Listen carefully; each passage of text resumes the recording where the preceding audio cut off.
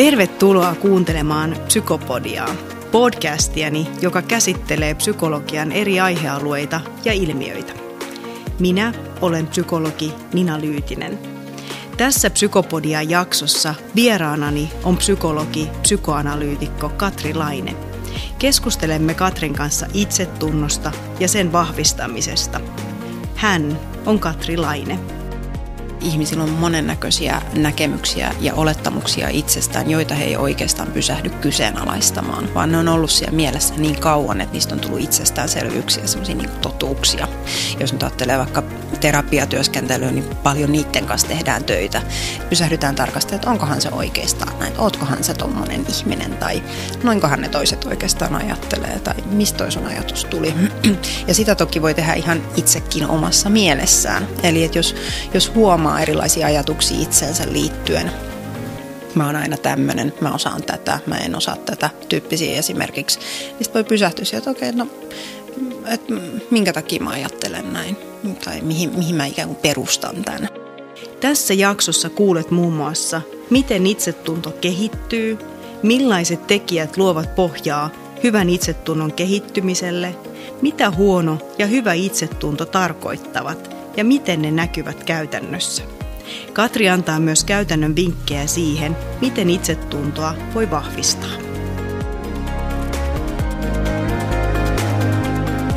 Tervetuloa Psykopodiaa vieraaksi, Katri Laine. Kiitos. Lähdetäänkö ihan liikkeelle siitä, että mitä itsetunto oikein tarkoittaa? Joo, mä ajattelin, että jos menee suoraan asian ytimeen, niin itsetunto tarkoittaa sitä semmoista tunnetta ja käsitystä omasta arvosta.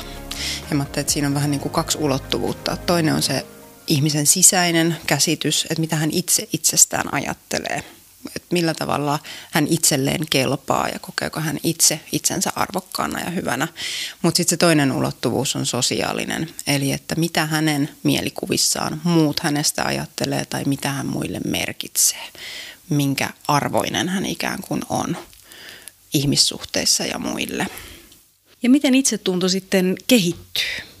No itsetunto kehittyy vuorovaikutussuhteissa, niin kuin ylipäänsä ihmisen mieli tai tämä meidän psyykkinen sisäinen todellisuus, johon se itsetunto sijoittuu. Ja lähtee kehittymään heti varhaislapsuudesta eteenpäin. Ja siinä ensimmäisinä tärkeimpinä ihmissuhteina on tietysti vanhemmat ja perheenjäsenet. Ja itsetuntoa kehittää monenlaiset asiat, mutta voisi sanoa, että minkälainen tahansa vuorovaikutus vaikuttaa itsetuntoon. Ja jos ajattelee, että millä tavalla esimerkiksi hyvä itsetunto kehittyy, niin se kehittyy ihmissuhteissa, joissa on sellainen olo, että on toiselle tärkeä ja arvokas, on toisen mielestä kiinnostava, rakastettava, ihana. Jos ajattelee lapsen maailmaa, niin jos kokee tämmöisiä asioita siinä, ja lapsi ei tietysti sanottaisi niitä näin suoraan tai osaisi niitä tällä tavalla nimetä, mutta jos hänellä on rakastettu olo, hän tietää, että vanhemmat hänestä kovasti välittää ja tykkää, niin silloin on aika hyvät edellytykset sille, että se itsetunto saa ainakin hyvän alun. Sitten totta kai myös myöhemmät ihmissuhteet vaikuttaa siihen merkittävällä tavalla. Ja sitten taas toisinpäin, että jos jää vaille esimerkiksi hyvää huolenpitoa tai ei välttämättä edes suoraan niin, etteikö pidettäisi lapsesta huolta, mutta perheessä on muuten esimerkiksi isoja ongelmia ja vanhempien energia menee johonkin muuhun. Heidän huomio ei ole aidosti lapsessa kovinkaan usein, niin se esimerkiksi saattaa vahingoittaa itsetuntoa tai tehdä sen vähän hauraaksi. Ja onko tämmöisellä vuorovaikutuksella merkitystä siihen sekä niin kuin sisäiseen että niin kuin ulkoisen, mitä puhuit niin kuin itsetunnon kehittymisestä? Joo, kyllä on. Ja siinä varmaan niin kuin vaikuttaa aika paljon sit toisaalta se just ikä- ja kehitysvaihe. Et jos ajattelee lapsia ja nuoria, niin sanoisin, että on merkitystä molempiin. Mutta mitä isommaksi aikuisemmaksi ihminen kehittyy, niin sitä ehkä ikään kuin vankempi hänen oma käsitys itsestään, tai sen on mahdollista muodostua vankemmaksi. Ja silloin se ei ole ehkä ihan yhtä alttiina ikään kuin sille, että mitä muut sanoo. Mutta kyllähän sitten taas samaan aikaan aikuisetkin on meidän läheisissä ihmissuhteissa, niin me ollaan hyvin paljaita ja hauraita niin kuin sen suhteen, että mitä toinen tärkeä ihminen meistä ajattelee. Ja se vaikuttaa myös siihen meidän sisäiseen kuvaan omasta itsestä. Itsetunnosta usein puhutaan vähän niin kuin se olisi semmoinen yksi entiteetti, että hyvä tai huono itsetunto, mutta siitä on hyvä huomata se, että se oikeastaan koostuu niin kuin eri osista ja mieluummin puhunkin usein esimerkiksi itsetuntoprofiilista ja että miten se useimpien ihmisten kohdalla on epätasainen. Että meillä on kaikilla jotain alueet, missä meillä on hyvä itsetunto, mukava olla omassa itsessä ja sitten on alueet, missä on epävarma olo, ei luota itseen ollenkaan esimerkiksi. Ja tämä on ihan tavallista ja tämä vaihtelu on tavallista. Ja sitten toisaalta myös se itsetunnon ikään kuin elävyys siinä suhteessa, että se dynaamisesti vaihtelee meidän mielialojen mukaan, vireystila saattaa siihen vaikuttaa, sitten totta kai elämäntilanne. Et esimerkiksi vaikkapa, että on alun perin ikään kuin hyvä itsetunto, mutta sitten joutuu johonkin kriisitilanteeseen, tulevaksi ystävyyssuhteissa teini-ikäisellä, pahoja konflikteja tai koulukiusaamista tai työpaikalla tulee hankala tilanne tai parisuhteessa, niin se saattaakin yhtäkkiä viedä siltä itsetunnolta pohjan. Ja sitten onkin yhtäkkiä semmoinen olo, että ei välttämättä oikein ole enää varma, että kuka on ja juuri siitä omasta arvostaan ei ennenkaan ihan varma, että onko sittenkään riittävän hyvä. No miten sitten tämmöisessä, jos siellä varhaislapsuudessa tai lapsuudessa on tämmöisiä vaikeita, haastavia kokemuksia tai perheessä on jotain ongelmia tai haasteita, niin viekö se pohjan hyvän itsetunnon kehittymiseltä? No mä sanoisin, että ei vie kokonaan pohjaa. Mieluummin ehkä voisi muotoilla niin, että se on riski hyvän itsetunnon kehittymiselle, mutta onneksi lapset on muissakin ympäristöissä kuin vaan siellä kotona. Päivähoidossa, koulussa, harrastuksissa. Ja nämä kaikki vuorovaikutussuhteet näissä kaikissa ympäristöissä on merkittäviä itsetunnon kannalta. Ja sitten toki usein on niinkin, että kotonakin vaikka olisi hankalat olosuhteet, niin sielläkin se voi olla ikään kuin semmoista vaihtelevaa. Että siellä kuitenkin saattaa tulla jotain hyvää, vaikka sitten tulee paljon hankalaakin. Ja se pienikin hyvä saattaa sitä itsetuntoa kuitenkin hyvään suuntaan rakentaa. Ja miten itsetunto näyttäytyy sitten eri ikävaiheissa? Ja miten sen kehittymiseen vaikuttaa eri ikävaiheet? Varmaan niin kuin, jotenkin mä mietin, että kaikissa ikävaiheissa ehkä, jos ajattelee ihan niin kuin semmoista ihmisen yleisolemusta, niin voisi ajatella, että ihminen, joka näyttää olevan niin kuin kiinnostunut asioista ja suuntautunut ulkomaailmaan ja muihin ihmisiin, niin voisi arvella, että hänen itsetunto on ikään kuin suht ok-kantimissa myös suurimman osan aikaa. Ja sitten taas ihmiset, jotka on hyvin epävarmoja tai vetäytyneitä, alakuloisia, masentuneita, niin silloin todennäköisesti siellä on niin kuin itsetunnonkin alueella ongelmaa. Että se olisi ehkä semmoinen niin kuin ikään kuin yleinen hahmotelma siitä, mutta sitten eri ikävaiheissa se tosiaan näkyy vähän eri tavalla. Eikä ensimmäisen tulee mieleen leikki-ikäiset, jotkut tommoset 4-5-6-vuotiaat, jotka tyypillisesti haluaa kovasti, että esimerkiksi heitä katsotaan. Äiti ja isä ja kaikki kummit ja mummit pitää katsoa, kuinka kovaa juoksee tai katsoa, kuinka korkealle mä hyppään tai jotain muuta. Ja siinä on nimenomaan kyse siitä, että miten lapsi niin kuin tavallaan sitä sanottaa ja tunnustelee ja kokeilee, että kuinka taitava tai hyvä hän on. Ja sen ikäisille on usein tärkeää, että he on tosi hyviä. Ja sitten tietysti niin kaikki häviöt tai semmoiset hankaluudet voi tuntua tosi niin kuin suurilta vastoinkäymisiltä. Ja se helposti myös sitten sen ikäisillä niin oikeastaan tietyssä mielessä kietoutuu epävarmuuteen. Itsetunto ja epävarmuus tietysti aina ikään kuin kulkee käsi kädessä tai vähän niin kuin sisältyvät toisiinsa, mutta et sen ikäiset toisaalta koko ajan näkee, kuinka paljon enemmän kaikki muut osaa. Esimerkiksi aikuiset on valtavan taitavia jonkun 5-vuotiaan silmään. Niin hän koko ajan joutuu olemaan tekemisissä sen kanssa, että miten hän ei vielä osaa tai hän on vielä liian pieni tai sitä sun tätä. Niin niissä leikeissä ja niissä ihailupyynnöissä niin hän työstää tätä myös sitä niin kuin epävarmuuden tunnetta, mikä hänellä on. Sitten ehkä seuraavaksi tulee mieleen vähän isommat lapset, joille se kaverimaailma alkaa olla sitten tosi tärkeä itsetunnon kannalta. Kyllä tuommoiset alakouluikäiset jo saattaa miettiä, toki pienemmätkin, mutta ehkä aktiivisemmin alakouluikäiset alkaa miettiä sitä, että mitä kaverit musta ajattelee. Ja kavereiden mielipide on tärkeä ja halutaan tehdä samoja juttuja ja olla kiinnostuneet samoista asioista. Ja tämä tietysti ikään kuin huipentuu usein sitten teini-iässä, missä sitten se vertaisryhmä tulee tosi tärkeäksi ja liittyy tietysti siihenkin, että ollaan sen ikäisiä, että ei voida enää olla siellä äidin ja isin helmoissa ihan samaan malliin kuin aiemmin, että sieltä on pakko vähän niin kuin johonkin suuntaan lähteä ja se olisi se ulkomaailma ja vertaisryhmä, johon sitten oltaisiin menossa ja silloin siitä tulee aika elintärkeä juttu, että löytyykö sieltä paikkaa itselle ja tuleeko hyväksytyksi. Teini-ikäiset sitä paljon niin kuin saattaa ihan sanottaakin, vaikka kotona puhuu kaverijuttuja, mutta sitten se varmaan näkyy monenlaisessa esimerkiksi, miten he kiinnittää huomioon vaikka ulkoisiin seikkoihin itsessään tai erilaiset harrastukset voi olla hirveän tärkeitä, koska ne on nimenomaan myös semmoinen kytkös niihin kavereihin ja ruokkii sitä itsetuntoa, sosiaalista itsetuntoa. Ehkä ainakin tämmöisiä esimerkkejä tulee mieleen. Ja puhuit tuosta niin kuin itsetunnosta tämmöisenä profiilina, niin voiko kuitenkin määrittää jollakin tavalla se, että mitä niin kuin hyvä itsetunto tarkoittaa? Kyllä mä ajattelen tosiaan, että vaikka puhuinkin profiilina, toisaalta voisi ajatella, että se itsetunto, että se koostuu niin kuin osista, mutta sitten voitaisiin ikään kuin vähän niin kuin laskea niille keskiarvo. Ja että se keskiarvo voi olla vähän niin kuin plussan puolella tai miinuksen puolella. Ja hyvä itsetunto tarkoittaa sitä, että et voi tykätä itsestään, että on omasta mielestään niin kuin riittävän hyvä ja semmoista lempeää suhtautumista itseen, että itsemyötätunto on käsitteenä tosi tärkeä silloin, kun puhutaan itsetunnosta. Ja silloin, kun on hyvä itsetunto, niin yleensä on myös kykyä itsemyötätuntoon, eli suhtautuu itsensä lempeästi ja empaattisesti. Ja sitten taas silloin, kun on itsetunnon kanssa ongelmia, niin tyypillisesti silloin myös alkaa olla aika ankara itseään kohtaan. Esimerkiksi ne ajatukset, oma sisäinen puhe on helposti aika tuomitsevaa ja vaativaa. Et siinä on semmoinen tosi tärkeä kytkös niiden asioiden itsetunnon ja itsemyötätunnon välillä.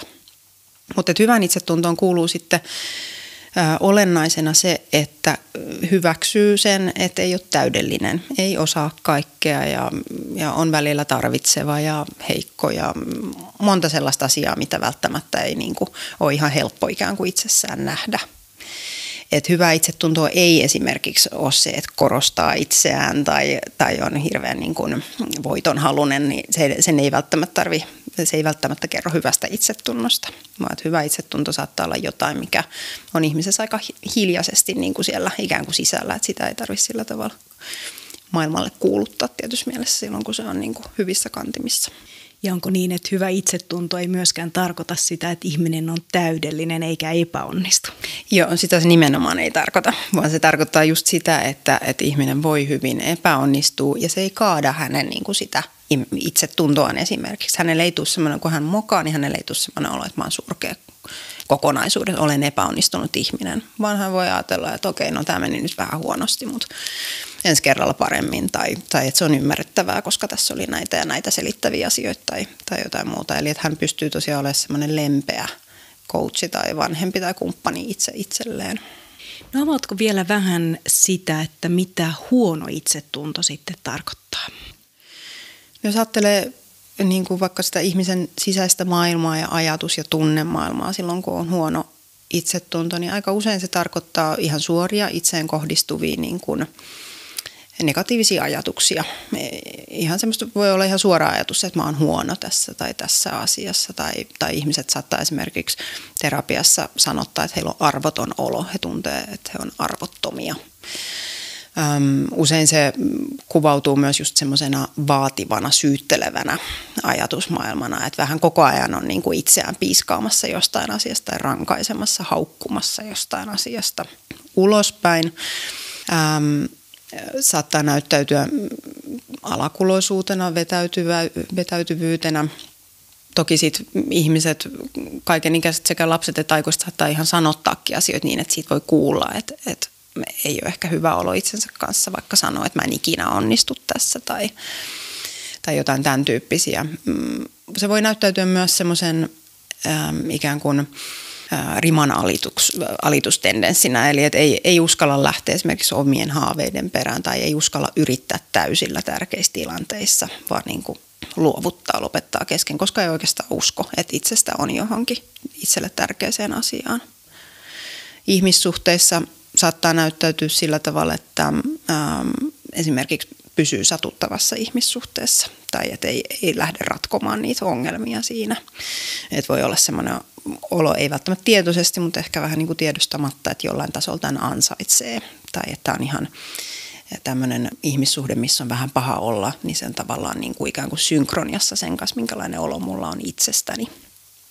Mutta sitten tuossa aiemmin, kun mä puhuin siitä, että elämäntilanteet vaikuttaa aikuisillakin itsetuntoon, niin esimerkiksi just ne läheiset ihmissuhteet on omiaan vaikuttamaan siihen ja että jos vaikka on parisuhteessa hankala tilanne, tulee kaltoinkohdelluksi esimerkiksi, niin kyllähän se sinne vaikka alun alkaen ikään kuin se itsetunto olisi ihan ok, niin se alkaa siinä pikkuhiljaa murentumaan tai niin kuin huonontumaan. Että myös niin päin se voi mennä. Että se altistaa sille, että pysyy sit siinä huonossa parisuhteessa. Kyllä, esimerkiksi, joo. No miten sitten hyvä itsetunto näyttäytyy ulospäin ja vuorovaikutussuhteissa? Ehkä voisi ajatella, että ihan semmoisen yleisenä, että ihminen niin kuin puhuu itsestään myönteiseen sävyyn esimerkiksi, tai ainakin niin päin, ettei puhu itsestään erityisen negatiiviseen sävyyn. Vuorovaikutussuhteissa uskaltaa olla aloitteellinen esimerkiksi, että ajattelee, että sanotaan vaikka, että voi ajatella, että no muut varmaan ilahtuu, kun mä otan yhteyttä. Ja sitten jos olisi huono itsetunto, niin ajattelee, että no ei kukaan, en mä vitti laittaa viestiä, kun mä vaan häiritsen esimerkiksi toista ihmistä. Että se voi näkyä just aloitteellisuutena ja semmoisena ehkä luottavaisuutena ylipäänsä siihen, että mut varmaan otetaan ihan hyvin vastaan. Että ei ole mitään syytä ajatella, että ihmiset suhtautuisi muun tuomitsevasti tai jotenkin ikävällä tavalla. Ja sitten varmaan semmoisena myös niin kuin ikään kuin, että uskaltaa ja kykenee menestymään erilaisissa asioissa. Että ainahan niissä ei ole kyse vaan niin kuin todellakaan taidoista esimerkiksi, vaan myös just siitä, että uskaltaako yrittää ja niin kuin valjastaa kaiken energiansa johonkin tärkeäseen asiaan ja seistä sen takana. Niin siinä on kyllä hyvällä itsetunnolla suuri merkitys. No mitä hyötyä on sitten hyvästä itsetunnosta? Se linkittyy tärkeällä tavalla siihen itse myötätuntoon ja mä ajattelen, että siinä on yksi sen suurista hyödyistä esimerkiksi, jos vähäksi aikaa hypätään itse myötätuntoon, niin se on psyykkisen hyvinvoinnin kannalta yksi tärkeimpiä ikään kuin seikkoja, mitä voi olla olemassa. Eli se, että ihminen empaattisesti, lämpimästi, lempeästi suhtautuu itseensä. Ja se on erityisen tärkeää silloin, kun on vaikeaa ja esimerkiksi silloin, kun epäonnistuu. Eli että oman itsen sisältä, kun epäonnistuu, niin löytyy semmoinen niin kuin kannatteleva, lämmin, suojeleva ääni, joka sanoo, että ei se haittaa tai että sä oot silti ihan ok. Ja siinä se, niin kuin, se hyvä itsetunto esimerkiksi, se on aika iso suoja. Eli että semmoiset epäonnistumiset ei pääse läheskään niin syvälle kolahtamaan kuin silloin, jos on jo valmiiksi heikko itsetunto ja sitten vielä tulee joku vastoinkäyminen, niin sehän vaan ikään kuin todistaa ihmiselle, joka jo valmiiksi ajattelee itsestään jotain negatiivista, totta, että johtuu siitä, koska mä oon niin surkea, niin nyt tämäkin meni pieleen. Sillä tavalla niin kuin, aika herkästi hyvät asiat ikään kuin rakentaa lisää hyviä asioita ja negatiivinen kehä taas niin kuin voimistaa itseään, niin sillä tavalla hyvä itsetunto on kyllä semmoinen, ehkä sitä voisi sanoa voimavaraksi tai semmoinen niin kuin aika kannatteleva ja suojaava tekijä monessa niin kuin elämän vastoinkäymisessä esimerkiksi. Ja varmaan vice versa, niin sitten tuolla huonolla itsetunnolla on varmaan sitä aika paljon haittavaikutuksia. Joo, tosi paljon tuolla psykoterapia tapaamisissa niin kuin itsetuntoasioita käsitellään ja huono itsetunto, sitä voisi melkein niin kuin sanoa sellaiseksi, että siinä on niin kuin aina kyse jonkunlaisista ikään kuin virheajatuksista itseen liittyen. Että siinä on aina kyse jostain liiallisesta ankaruudesta itseä kohtaan. Ja no se esimerkiksi, kun mä sanoin, että hyvä itsetunto tarkoittaa psyykkistä liikkumatilaa, niin huono itsetunto sit usein kaventaa sitä psyykkistä liikkumatilaa ja esimerkiksi just erilaisia mahdollisuuksia on hankala nähdä, niitä ei oikeastaan ehkä edes ole olemassa, koska on niin kuin jotenkin lukkiutunut siihen, että ei vaan onnistu tai ei ole riittävän hyvä. Ja sitten mä ajattelen, että tärkeissä elämän asioissa, sanotaan vaikka taas esimerkiksi parisuhdeasiat, ihmissuhdeasiat, niin heikko itsetunto saattaa hankaloittaa vaikka aloitteen tekemistä, vaikka romanttisen aloitteen tekemistä. Ja sillä tavalla vaikuttaa aika suurestikin siihen, että miten se oma elämä, minkälaiseksi se kehkeytyy, löytääkö vaikka kumppania. Tai yhtä hyvin työelämässä totta kai, niin siitä voi kehittyä aika isoja esteitä omalle menestymiselle ja työstä nauttimiselle, kun itsen sisällä on niin voimakkaasti se olo, että ei onnistu, ei ole riittävän hyvä, ei ole riittävän taitava. Että painaa itsensä alas. Jos haluaa käyttää oikein voimakasta ilmaisua, niin voisi sanoa, että se on semmoista niin kuin psyykkistä väkivaltaa itseä kohtaan suorastaan. Silloin, kun on niin kuin tosi huonoissa kantimissa se oma itsetunto, niin se herkästi se sisäinen puhe niin on semmoista lähestulkoon väkivaltaista, tosi vahingoittavaa. Kuulostaa, että semmoisessa olotilassa on varmaan aika ikävä ja paha olla. Kyllä, joo. Masennukseen kyllä esimerkiksi sanoisin, että aika poikkeuksetta liittyy ne niin kuin itsetunto-ongelmat ja toisinpäin. Että sit sanotaan vaikka, että voi lähteä niin kuin toisesta suunnasta kehittymään, että tulee vaikka joku vastoinkäyminen, joka just vie vähän niin kuin maton jalkojen alta, joutuukin epävarmuuden tilaan. Itsetunto tipahtaa niin kuin alas, niin silloin on myös riskissä esimerkiksi masentua. Esimerkiksi ne kaksi asiaa niin liittyy kiinteästi toisiinsa. Ja kuulostaa siltä, että myös semmoisissa tilanteissa, jos epäonnistuu tai kohtaa jotain vastoinkäymisiä, niin niistä toipuu ilmeisesti heikommin, jos on huono itsetunto. Kyllä, koska silloin ihmisillä on se taipumus, että he selittää sitä omalla huonoudellaan. Ja tämähän on nyt muutenkin aika tavallista ihmisillä, että kun me onnistutaan, niin herkästi se johtuu olosuhteista ja kun me epäonnistutaan, niin se herkästi johtuu minusta. Mutta että korostuu silloin, kun on niitä itsetunnon ongelmia, niin silloin se on yleensä aina niin, että kaikki epäonnistumiset tavalla tai toisella on johdettavissa itseen ja sitten onnistumiset, niin ne ei liity henkilökohtaisiin ominaisuuksiin, onnistumisiin, vaan ne voi aina selittää jollain muulla asialla. Ja puhuitkin tuossa aikaisemmin, että hyvä itsetunto ei tarkoita sitä, että korostaa kauheasti itseään, niin voiko hyvää itsetuntoa olla liikaa? Mä kyllä sanoisin, että ei voi silloin, kun me puhutaan tosiaan niin kuin tämmöisestä terveestä, hyvästä itsetunnosta, että ei puhuta narsismista eikä tämän kaltaisesta niin kuin asiasta, vaan siitä nimenomaan sisäisestä hyvästä olosta oman itsen kanssa, niin voiko sitä olla liikaa? Ei kyllä ehkä voi. Mä ajattelen, että se on semmoinen, mitä niin kuin rauhassa saa itsessään vaalia ja niin kuin, jos kokee, että on hyvä itsetunto, niin se on tosi hieno asia. Ja onko myös niin, että henkilö, jolla on hyvä itsetunto, niin hän ei ole kauhean kriittinen myöskään muita ihmisiä kohtaan? Useimmiten kyllä näin varmasti on, koska siihen liittyy juuri silloin se, että hyväksyy itsessään myös niitä vikoja ja niin kuin erilaisia keskeneräisyyksiä, sen, että on inhimillinen. Ja silloin se on myös helpompaa hyväksyä muissa. Ja että kun suhtautuu lempeästi itseensä ja ajattelee, että esimerkiksi just epäonnistumiset ei niin kuin kerro minusta kokonaisena ihmisenä, niin silloin ajattelee samalla myös muista. Muillakin on tilaa olla erilaisia eri tilanteissa, olla välillä mukavia, välillä vähän vähemmän mukavia, epäonnistuu ja onnistuu ja he on silti ihan ok, he on silti ihan hyviä. No miten itsetuntoa voi sitten vahvistaa ja onko siinä eroja niin kuin eri ikävaiheissa? No joo, jos ajatellaan lapsia ja nuoria, niin tietysti sillä niin kuin lähiympäristöllä tai lähi-ihmisillä on hirveän iso merkitys. Jos ajattelee pikkulapsia, niin mä ajattelen, että vanhempien ei kuitenkaan tarvitse ottaa tästä hirveät paineita ja ajatella, että siinä tarvitsee jotain mielettömiä sirkustemppuja tehdä, että saa niin kuin hyvän itsetunnon, vaan se ihan riittää, että on kiinnostunut omasta lapsestaan. Se on oikeastaan kaikkein tärkein. Sitten, että kehuu eri asioista, niin joo, totta kai se on myös hyvä. Mutta kaikkein tärkein on se, että sillä lapsella tulee semmoinen olo, että häntä halutaan kuunnella ja hänen ajatuksia halutaan tietää ja hänen tunteitaan halutaan käsitellä ja niin kuin, että hänelle annetaan aikaa ja huomiota. Katsotaan häntä silmiin ja asetutaan kuuntelemaan, kun hän puhuu ja tämän kaltaisia asioita. Eli ihan arkisia vuorovaikutustilanteita, että ollaan siinä niin kuin läsnä.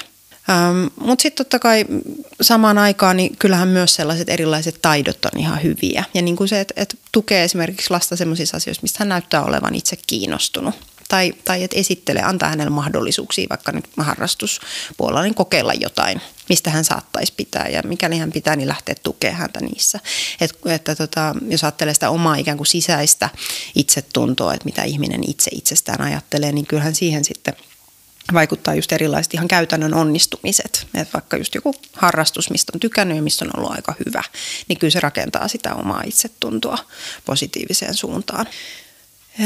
Sitten vähän vanhempia lapsia, niin edelleen se niin kuin perhevaikutus on siinä suurena ja se, että vielä niin kuin esimerkiksi teini-ikäisistäkin ollaan kiinnostuneita siitä huolimatta, että he saattaa olla aika tuittupäitä ja myös hankalia ja monenlaisia, että he saa myös sitä niin kuin koko ajan sitä positiivista huomiota itselleen. Ja sitten tietysti se, että heitä voi tukea niissä kaverisuhteissa samaan aikaan aikuisilla nyt ei sitten enää teini-ikäisen kanssa ole niin paljon mahdollisuuksia mennä sinne auttamaan kaveri asioissa kuin pienempien kanssa. Ja sitten meidän aikuisten kesken, niin oikeastaan mä ajattelen, että tietysti mielessä voisi sanoa, että ihan mikä tahansa vuorovaikutustilanne ihan kenen tahansa kanssa vaikuttaa molempien niin kuin ihmisten ikään kuin sen hetkiseen itsetuntoon. Eli se niin kuin ystävällinen ja arvostava suhtautuminen kehen tahansa rakentaa sen toisen ihmisen itsetuntoa ja toisinpäin, että kun itse kokee, että tulee hyvin kohdelluksi minkälaisessa tahansa tilanteessa, niin se tuntuu hyvältä. Onko aikuisellekin merkitystä siinä, että toinen kohtaa sen ihmisen, eli pysähtyy kuuntelemaan ja katsomaan silmiin? On, sillä on tosi iso merkitys, kyllä.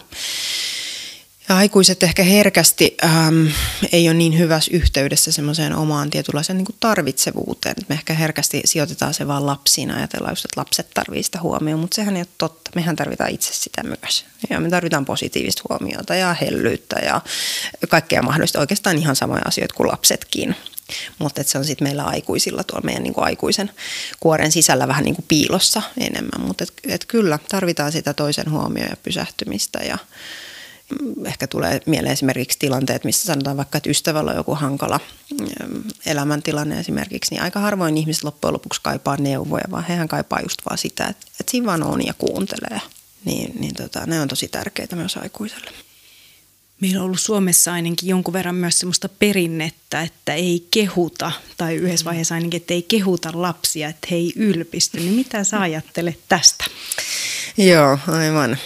Tässä on joku tämmöinen niin kuin ei makea mahan täydeltä tyyppinen ajatus, että jos saa liikaa jotain hyvää, niin sit tosiaan menisi pilalle. Sellaista ajatusta ei voi kyllä missään nimessä allekirjoittaa. Mä ajattelen, että ne niin kuin kehut ne on tärkeitä, mutta tietenkin sitä voi niin kuin pysähtyä miettimään, että mitä kehuu ja millä tavalla. Et esimerkiksi kehuuko ainoastaan vaikka suorituksia.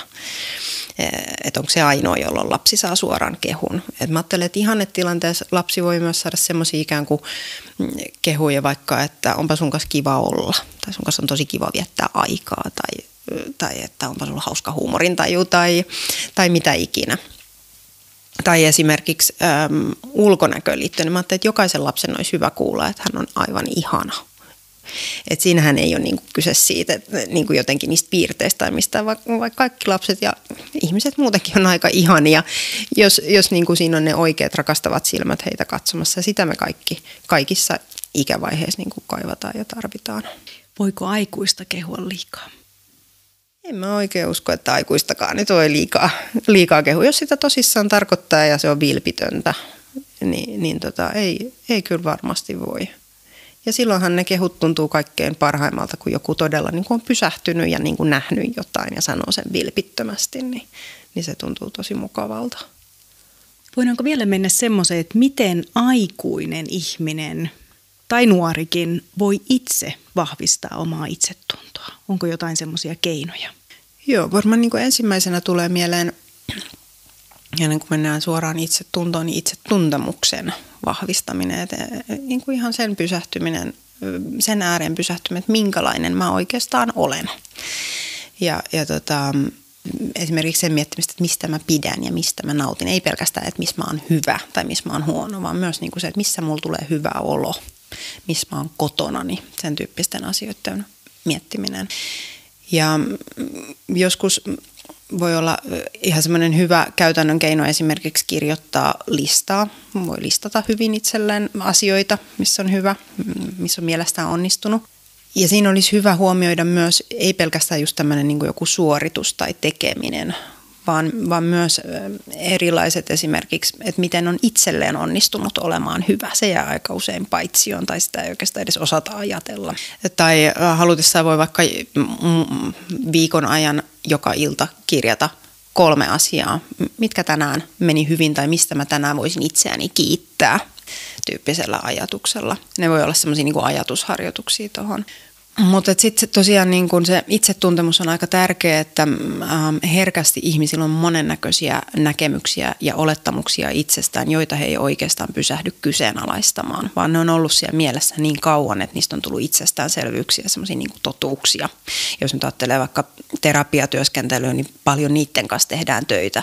Pysähdytään tarkastamaan, että onkohan se oikeastaan näin, että ootkohan se tommonen ihminen tai noinkohan ne toiset oikeastaan ajattelee tai mistä toi sun ajatus tuli. Ja sitä toki voi tehdä ihan itsekin omassa mielessään. Eli että jos huomaa erilaisia ajatuksia itsensä liittyen, mä oon aina tämmöinen, mä osaan tätä, mä en osaa tätä tyyppisiä esimerkiksi, niin voi pysähtyä siihen, että okei, no, että minkä takia mä ajattelen näin, tai mihin mä ikään kuin perustan tämän, minkälaisia vähän niin kuin todisteita mulla on tästä asiasta puolesta tai vastaan. Ja sitten tietysti voi myös palata mielessään niihin tilanteisiin, joissa on saanut hyvää palautetta. Herkästi mieleen jää pyörimään ne tilanteet, jos me on saatu jollain tavalla huonoa palautetta tai kritiikkiä. Ne me muistetaan yleensä paljon paremmin. Mutta sitten oikein niin kuin, että ottaa asioikseen sen, että mitkä on ollut niitä sellaisia tilanteita, missä on saanut, niin kuin, että on sanottu jotain niin kuin hyvää, kivaa itseen liittyvää. Niin niiden mielen palauttaminen on myös kyllä suositeltavaa, tärkeää. Sä oot myös puhunut itsemyötätunnosta, niin voiko sitä jotenkin vahvistaa sitä myötätuntoista suhtautumista itseen ja millä keinoilla? Ehdottomasti voi. Ehkä siitä ihan ensimmäisenä niin kuin haluan sanoa sen, että se vaatii aktiivista työskentelyä. Että itsemyötätuntoa ja miksei hyvään itsetuntoonkin herkästi saattaa liittyä se ajatus, että se vaan on. Että sitä joko on tai sitä ei ole, mutta näin se ei ole, vaan että molempia voi ikään kuin kehittää, mutta ne vaatii semmoista niin kuin työskentelyä ja itsemyötätunto. Varsinkin tilanteissa, jossa on hankala olla, niin saattaa vaatia yllättävänkin paljon ikään kuin semmoista aktiivista työstöä. Ja se tarkoittaa käytännössä ihan esimerkiksi sitä, että kun vaikka omissa ajatuksissaan itseään moittii, niin pysähtyy huomaamaan sen ja vaikka yrittää lopettaa nämä ajatukset tai niin kuin laittaa niille stoppia, että mitäs mä tälleen nyt niin kuin sanon itselleni näin rumasti tai miksi mä puhun näin itselleni. Aika hyvä ajatusleikki on usein se, että sanoisitko hyvälle ystävälle esimerkiksi samat asiat, mitä sä sanot itselle. Se on usein semmoinen yksinkertainen, mutta tosi semmoinen konkreettinen, koska aika usein ihmiset siihen herää, että he sanoo itselleen ihan kamalia asioita, mitä he ei ikinä sanoisi kellekään muulle. Ja jos sitä pysähtyy miettimään, niin se on oikeastaan aika jotenkin semmoista herättävää ja koskettavaa, että miten se niin onkin. Että me voidaan olla tosi julmia ja arvostelevia omassa mielessämme itseämme kohtaan. Että esimerkiksi epäonnistumisten hetkellä niin voisi miettiä just sitä, että mitä mä sanoisin kaverille, jos hän on epäonnistunut. Kyllä. Ja sanoa sen sitten itselle. Kyllä. Tässä kohtaa sitten usein niin kuin ihmiset sanoo, että tai tavallaan se ongelma muodostuu siitä, että kaveri kohtaan sä tunnet aitoa empatiaa, kun taas itseäsi kohtaan et. Ja tämän takia mä puhuin siitä, että se vaatii työskentelyä, että se ei ole ihan semmoinen, sitä ei niin kuin tavallaan pysty niin kuin päivässä kääntämään sitä ikään kuin sitä omaa ajatustyyliä, vaan että ne tunteet tulee sieltä tosi voimakkaasti, että se, että alkaa esimerkiksi itseään omassa mielessä haukkuu liittyy siihen, että koska mulla on ihan aidosti semmoinen, että mä oon todella huono. Niin silloin sen kanssa joutuu usein työskentelemään vähän pidemmänkin aikaa. Pysäyttämään sitä, että no onko mä näin huono tai mistä tämä mun olo tulee, miksi se tulee näin voimakkaana. Ja miksi mä en voi vaan ajatella, että no mä epäonnistuin tässä esimerkiksi, mutta että mä en ole kokonaan huono. No milloin tietää sitten, että kannattaisi hakea ulkopuolista ammatillista apua? No esimerkiksi tilanteissa, missä vaikka, ja usein tämä on yksi asia, mitä ihmiset niin kuin saattaa vastaanotolla sanoa, että he on hakeneet apua, koska he huomaa alisuoriutuvansa esimerkiksi. Että he niin kuin toistuvasti epäonnistuu asioissa, jotka he toisaalta ajattelee, että he kyllä ihan osaa, mutta sitten he kuitenkaan ei niin kuin esimerkiksi jonkun tärkeän tilanteen tunnella niin onnistukaan. Tai sitten jos on hirveän niin kuin hankala olo esimerkiksi sosiaalisissa suhteissa, eli epävarma olo jännittää hirveästi, vaikea uskoa, että kukaan haluaa aidosti olla niin kuin ystävä tai kokee itsensä arvokkaana hyvänä. Jos tämä tuntuu olevan sellainen niin kuin vallitseva ajatus itsestä esimerkiksi, niin mä ajattelen, että se on huolestuttavaa tai että se on sellainen asia, milloin kannattaisi hakea apua. Sitten totta kai niin kuin yleinen tämä mielialan lasku, joka siihen heikkoon itsetuntoon voi liittyä, että on alakuloinen, ei näe elämässä oikein mahdollisuuksia mieltä, sen kaltaiset asiat. Sitten se sisäinen puhe, jos niin kuin herää siihen jotenkin, että puhuu itselleen ihan hirveällä tavalla aika usein, niin se on kyllä ihan tosi hyvä syy hakeutua avun piiriin. Aika usein aikuiset kyllä sen niin kuin osaa itse jo sanottaa, että he on kyllä sen itse huomanneet, että heillä on itsetunnon kanssa ongelmia. Lapset tietenkään ei samalla tavalla sitä niin kuin miellä. He tarvitsevat siihen sitä aikuisen apua sen asian hahmottamiseen, mutta aikuisasiakkaat sen kyllä, he tulee niin kuin tavallaan valmiina sen asian kanssa aika usein. No mistä vanhemmat tai huoltajat voi esimerkiksi huomata, että lapsi tai nuori tarvitsisi ammatillista apua? Jos ajattelee just näitä itsetuntokysymyksiä, niin se saattaa tulla ihan suorana niin kuin puheena esiin. Että ei ole mitenkään harvinaista, että lapset esimerkiksi haukkuu itseään ääneen tai niin kuin sanoo ääneen, että mä en ikinä onnistu missään tai musta ei tykkää kukaan tai kukaan ei halua olla mun kaveri tyyppisiä asioita tai mä oon ruma tai jotain muuta tämmöistä selkeää.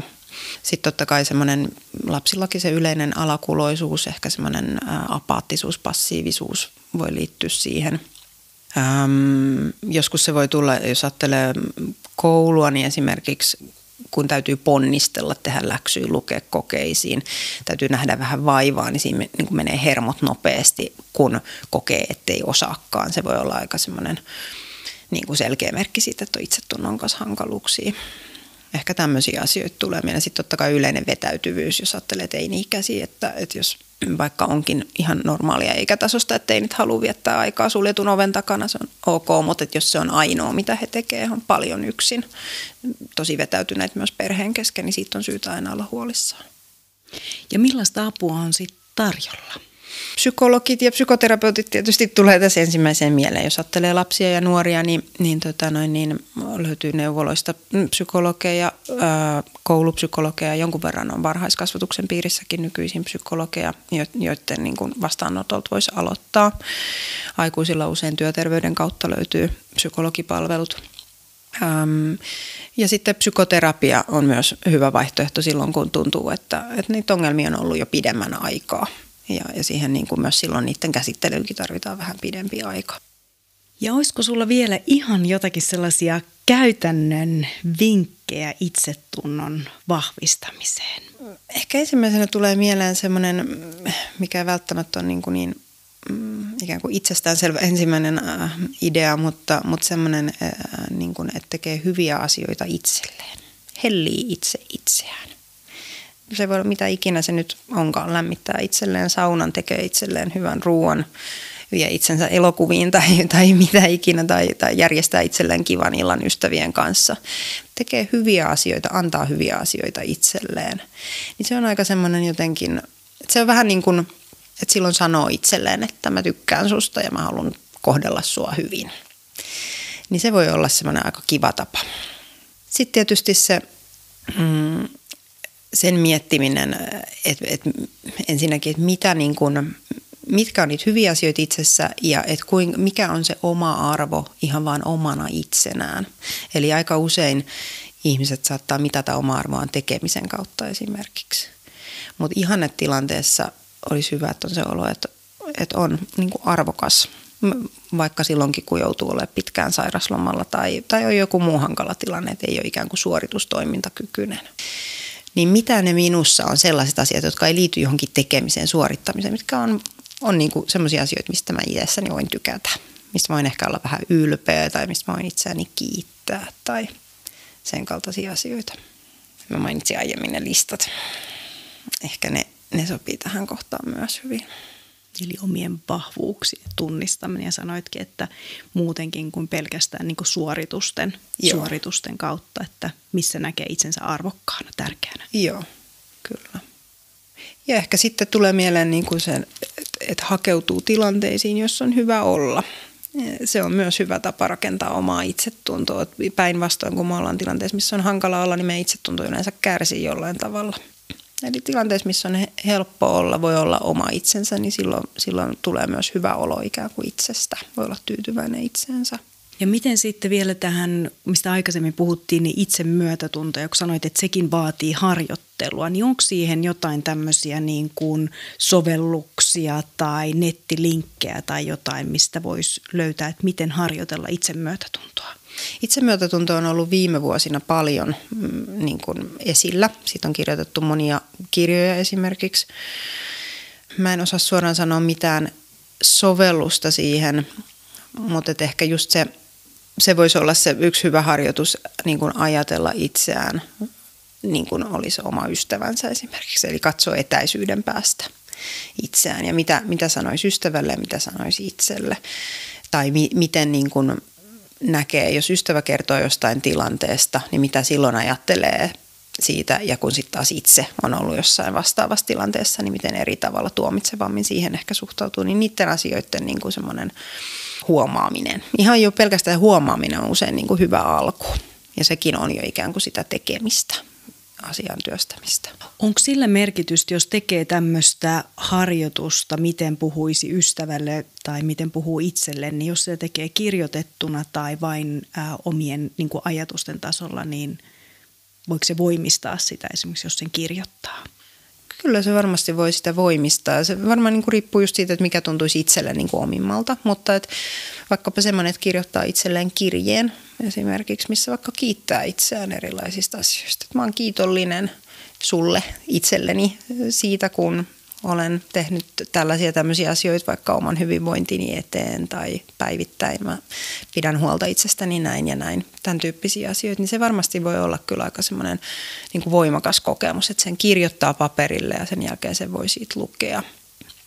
Ja vielä palaisin myös tuohon itsensä hellimiseen, itselleen jonkun mielekkään asian tekemiseen, niin mitä jos on semmoinen ihminen, joka kokee, että mulla ei ole mitään, mistä mä pidän tai tykkään? Joo. Onko jotain, mitä voisi kokeilla, mikä olisi semmoista yleispätevää hyvää? Niin ehkä tekee heti mieli ruveta niin kuin vähän tutkimaan. Huomaan, että heti käynnistyy niin kuin psykoterapeutti, että todellako, että ei mitään mistä tykkää tai ei saa nautintoja, mistä tässä on kyse, jos näin todella on. Että mitä kaikkea siihen tulee vähän niin kuin esteeksi, että on hankala nauttia tai iloita erilaisista asioista. Että ehkä sitä tekee mieli heti ruveta vähän tonkimaan, mutta jos nyt ajattelee yleisesti, että minkälaisista asioista ihmiset tykkää, niin erilainen just itsen hyvänäpito, saunominen, kylpy, erilaiset tämmöiset jotkut, vaikka hieronta tai tämän kaltaiset voi tehdä hyvää tai jonkun just herkun syöminen tai joku tämän kaltainen niin kuin asia, luontoon meneminen nyt yleisesti ottaen rauhoittaa mieltä ja voi niin kuin tuoda sellaista seesteisyyttä ikään kuin. Se oli vaikea. Ja kuulostaa, että psykoterapeutti ohjaisi hakeutumaan vastaanotolle ja vähän tutkailemaan tätä asiaa. Kyllä. Hyvä. Kiitos paljon Katri Laine, että olit vieraana Psykopodia-podcastissa keskustelemassa tosi tärkeästä aiheesta. Kiitos, oli mukava olla täällä vieraana. Kiitos, että kuuntelit Psykopodiaa 14. jakson. Seuraava jakso ilmestyy viikon päästä. Keskustelen jaksossa työuupumuksesta Pihlajanlinnan työterveyspsykologian palvelupäällikkö Susanna Parlahden kanssa. Löydät tämän jakson linkit sekä muuta tietoa jakson show notesista tai osoitteesta psykopodia.fi. Lisätietoa podcastista ja sen aiheista saat seuraamalla Psykopodiaa Facebookissa ja Instagramissa. Annathan siellä myös palautetta jaksoista, vaikka yksityisviestillä. Jos pidit tästä jaksosta, olisin kiitollinen, jos jaat sen somessa myös kavereillesi.